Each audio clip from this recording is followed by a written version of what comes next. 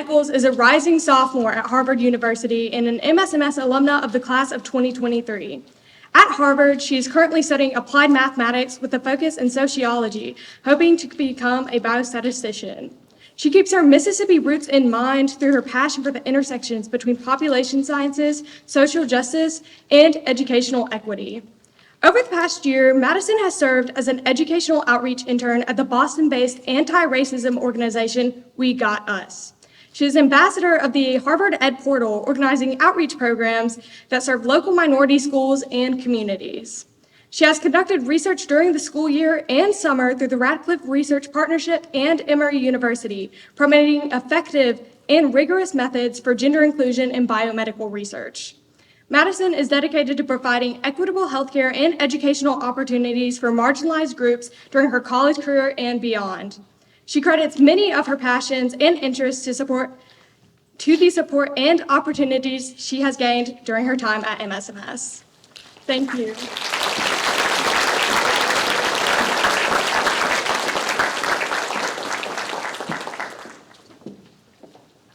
Good morning, MSMS class of 2025 and 2026.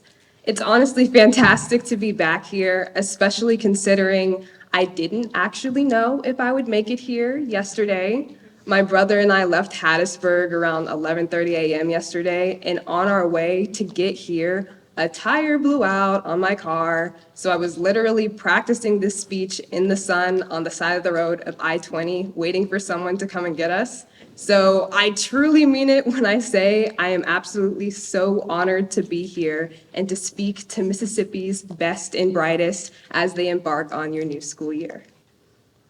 Best and brightest. You are Mississippi's best and brightest. You've likely been told this all your lives. From the moment you started grade school and entered your school's gifted program or got your first report card filled with straight A's, you likely adopted the identity of what you thought, or more so, what you were taught meant to be the best and brightest. You were the smart person, the overachiever, and the perfect scores on standardized tests. Looking back over my high school and middle school career, I remember proudly sitting across from my dad and sliding my report card full of straight 100s, or recounting how my classmates voted me most likely to be president, though I knew absolutely nothing of politics. But these straight A's, the expectation of greatness, were my identity, my value to society. After all, that's what was reinforced around me. And I'm sure some of you even sought out MSMS because you identified with this persona so much. You saw that this was a school for the academically gifted, the best and brightest of Mississippi, and thought to yourself, this must be the school for me. I know that was my experience. But as a wide-eyed sophomore receiving my acceptance letter, how could I have known that this idea of best and brightest, all concerned with perfection and academics above all else, wasn't what MSMS offered at all? Ironically, I don't think I truly understood what it meant to be the best and brightest until I was put in circumstances where I didn't feel like I lived up to that title. Coming into this school my junior year, I was met with a number of experiences that I had never been exposed to before, like living on my own, taking riveting classes like Tales and African American history, and different extracurriculars like research at MSU and math outreach. But perhaps the most influential experience was the one that was the most difficult to accept: failure. The more rigorous classes I took, the less perfect marks I achieved. More was expected and less time was given. And more time was put into assignments where results at times were worse than anticipated. I remember a reflection point for me was sometime during my junior year, first semester. I had just received back my stoichiometry exam from the one and only Kay Truitt. Unfortunately, you guys won't have the opportunity to meet, but she was my chemistry teacher my junior year. And on this exam, I had received a 70. Keep in mind that this is a 70 with bonus points, like probably at least 10 bonus points. So in reality, I had failed that exam, which had never happened to me before. Normally, in these situations at my old school, I would immediately go to the teacher and say, hey, I need some extra credit or anything that would fit me back to my perfect grades. So I went up to Miss Truitt and I asked her about the extra credit options, but she just looked at my test, said that there was none, gave it back to me, and went on to teach the next lesson in the same breath. The next class was Dr. Easterling's university composition class. So I skipped on in and I took my seat while Dr. Easterling was passing out our graded essays from the past unit. And feeling pretty confident in my writing abilities from my home school, I sat patiently, twiddling my thumbs, swinging my feet until he got to my desk and passed me my essay, marked heavily in this beautiful red ink that would probably make the founding fathers cry, though I didn't understand any of it. So while I was parsing through these comments, looking at his suggestions, I was hearing Dr. Easterling announce that we would have the opportunity to submit a revised version of the essay to improve the score we made on this one.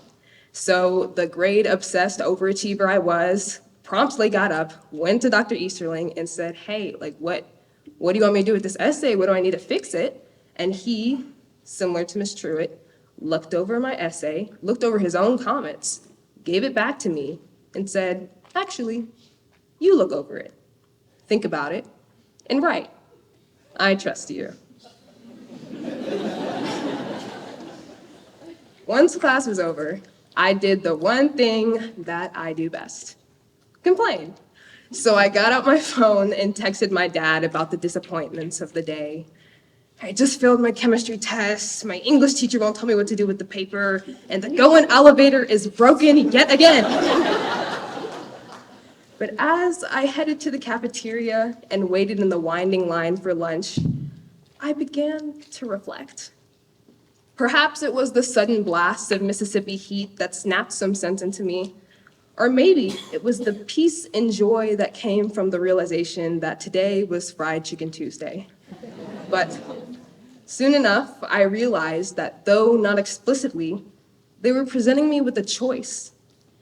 Go back to my home school, stay stagnant and not be challenged, freely able to hide behind the idea I created for myself as the smart girl, or stay here, step outside the shell I created, accept that I don't know everything, appreciate the process of learning, and truly embody what it meant to be the best and brightest. In both cases, with Dr. E and Ms. Truitt, in response to my lackluster actions when met with failure, they were pushing me towards what I like to call a process-focused mindset. And I want to clarify that the issue in my response wasn't that I was concerned with my grades or I asked questions. Nothing's inherently wrong with those things. It's good to be mindful of your grades and ask questions when you're unsure. But there's a difference between mindfulness of grades, asking questions that are open to growth, and then the obsession of the idea of perfection. My first thought about my chemistry test wasn't scheduling office hours with Ms. Truitt to review what I had missed, or even getting a head start on the next test, which are process-driven responses focused on genuine learning. It was, oh man, I basically failed that test. How do I move on from this failure immediately and get a 100 as quickly as possible? This is what I'd consider an outcome-focused perspective, unbothered by the root causes of failure, but all concerned with maintaining a certain grade or image. Similarly, with Dr. E, I wanted him to tell me exactly what he wanted me to do with the essay so I can get an A. I wasn't looking to truly reflect on my own work, where I went wrong, and grow from it. Despite the vulnerable of these two options, I chose the growth path. The constant perfect scores, no mistakes, and straight A's expectation for myself I adopted at my old school could no longer be the standard I held myself to, or the source of my confidence. Instead, I adapted and embraced a process-focused mindset, where I stopped looking at life as an opportunity to prove something or someone wrong, or live up to an expectation or persona either I or others put on me. That way, I opened myself up to the opportunity to learn new things and ultimately grow. Toward the end of my senior year here, reflecting on what I had learned at MSMS, I came to the conclusion that there's no point in good grades without a good heart. Unfortunately, this is not what the traditional school system or society at large reinforces to students. We are taught at a very early age to focus on the outcome, successes, results, and grades. And over the years, we habitually trend toward an unhealthy focus and reliance on a psychological destination, the conclusion and the result. We stop paying attention to the process, our growth, and our character through it all. We stop paying attention to the journey and live from destination to destination, missing life completely. Only appreciating joy in the outcome robs us of the countless moments along the way, some beautiful, others painful, but all worthy of appreciation because they build us into who we are, more than the outcome ever could.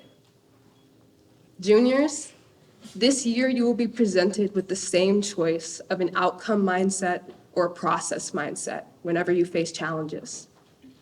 When I talk to MSMS students past and present, the number one reason they say they come here is for greater opportunities.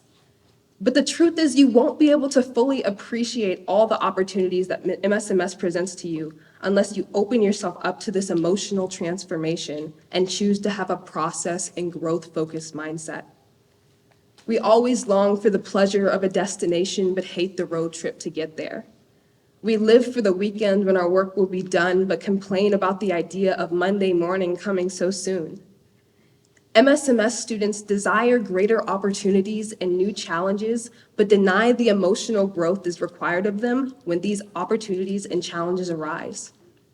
Whether you accept it or not, at MSMS, the challenges should be viewed just as much as opportunities like grades and awards and extracurriculars that can pad your resume, speak to in an interview, or write about in a college essay.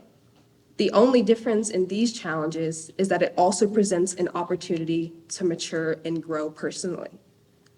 This year will undoubtedly bring you opportunities and challenges. Just as while you're here, you'll have the opportunity to be exposed to so much greatness, amazing classes, and lifelong friendships. The reality is that a night's worth of studying may still result in an NC or a less than anticipated grade. Your well-prepared speech may not get you a seat in Senate or the president's position of a club. A week's worth of work may still bring a marked-up essay in your UComp class. Some of you will seriously consider going back to your home school. You'll miss the comfort and the validation it gave you. But this is the crossroads moment when you must choose growth or comfort. Quit, or choose the option that turns that NC or marked up essay into a realization that, hey, maybe I didn't understand the material or the prompt as much as I thought I did. Maybe I need to go to the tutorials or office hours and become a stronger student. And maybe then I'll be in a position to help others understand as well. It turns the club disappointment into a redirection and a refocus instead of a reflection of your value. And always remember that you're not going through this transition alone. Not only do you have your classmates and your seniors, but you also have the MSMS faculty and staff to help you through. And I honestly can't say enough good things about the staff, faculty, and administration here. They are here for you, but they're here for you if you let them be. The faculty, from res life to teachers, may seem hard on you from time to time. Let me tell you, Miss Latoya is not playing about your room checks and room inspections. But please know that they're not against you. They're just against the idea of you staying stagnant at a placement for growth. They know that each and every one of you are incredibly valuable and talented people. You wouldn't be here if they didn't. They are essential pieces to ensure each of you reach your fullest potential here. Please take it from me, these people are undoubtedly your biggest supporters and are so willing to help you in any way during your time at MSMS and beyond. Take advantage of that support. Seniors, you've already overcome your first year at MSMS, and I'm sure many of you face the challenges I foretold for the juniors. Still, you stayed. You knew that it would be likely easier to graduate from your home school, but you stayed. You had friends back home, were adored by many of your teachers, and many of you were shoo-ins for valedictorian or salutatorian, and still, you stayed. Reflect on your junior year. Think about what you've learned, the exposure you gained, the connections you made. Hold on to that knowledge, that grit, and appreciations for the challenges that the year brought, and use that to motivate you into your senior year. While different, the challenges you're about to face in your senior year aren't any less intense. College application season is a beast, and I am not lying to you when I say that. But by maintaining that growth mindset, it makes it so much more manageable. For one thing, it takes away some of the emphasis from the Ivy League or bust mentality. Now, I'm sure you all have your dream schools, many of which may be Ivy League or top 10 schools, which are all completely valid aspirations to have. I would be hypocritical if I said otherwise. And I can't deny that this is absolutely the place you need to be if you want to achieve those dreams. But I really want you to consider what's truly best for you when thinking about that next step you're about to take. And don't let prestige, pressure, and expectations sway your decision. I know for my graduating class, when talking about higher education with my friends, there was almost a stigma surrounding staying in state and not going to a school with a tiny acceptance rate. So much so that some people would consider paying to go to an equally resourced out-of-state school versus MSU or Ole Miss for free, or put themselves in financially precarious situations simply to go to a school with a lower acceptance rate. And what hurt me the most is that sometimes if the school they ended up committing to wasn't the same as their dream school, they would conclude that their high school experience was a waste. These are the delusions that an outcome-focused mindset will feed you. Relying on the outcome for value, you're giving away your power and sense of worth to something that's out of your control, lending to disappointment if you don't get your desired outcome, and imposter syndrome if you do. Unfortunately, focusing on the process doesn't necessarily ensure you get your desired outcome. Truthfully, no change in mindset can do that. But what it can guarantee is satisfaction and confidence. You have the confidence that you'll succeed wherever life takes you, and the satisfaction that the same valuable person that clicked submit on that college application is the same valuable person regardless of an acceptance or a rejection. I promise that having this understanding and a good heart is going to take you farther, and more importantly, will make you happier than perfect test scores or a dream school ever will. Still, though you're so close to graduating, don't let that glimmer of the end distract you from the fruit in the now and the people who need you now. There's still so much growth to be had. Perhaps the growth that this school is demanding of you is no longer academic. This school is now asking you to give.